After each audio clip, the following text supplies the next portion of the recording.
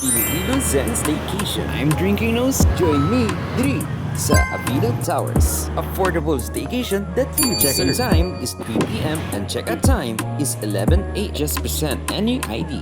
Promotion for weekdays and for weekends. Kaglapit lang siya sa mga famous landmarks Dri sa Iloilo. Walking distance lang, kag-accessible sa tanan. I'm now entering my unit.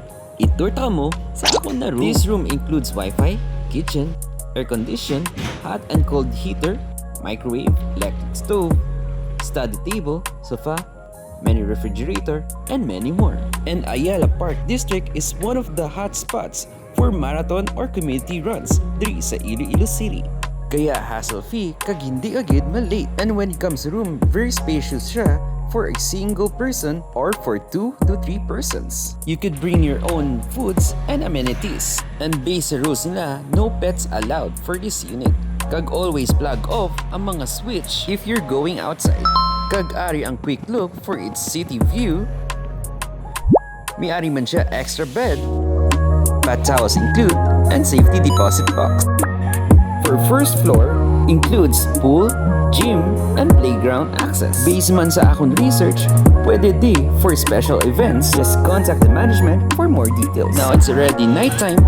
It's time to rest and relax early for tomorrow's morning jog at Sunset Boulevard, Iloilo.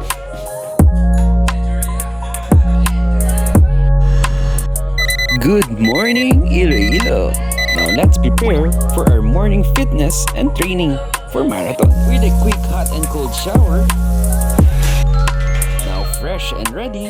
Pero kaunta ni sa aton pamahaw para mas ma-energize kita sa aton jog. Kaunta mga ka-nose. Siyempre, hindi madula ang aton kape. So far namin ang weather. Warm-up exercises muna ta. Alright, all goods na. Let's go!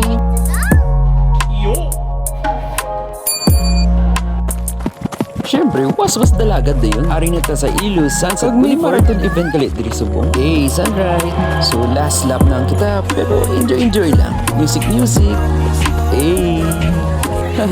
Nasabay ko pang gun start ang marathon. Okay, let's check out time. Thank you so much sa Iloilo Zen Staycation. Ano pag ginluat nyo? Book na, kag mapa-reserve. This is Drinking Nose, and thank you for watching. See you again sa next vlogs. Bye!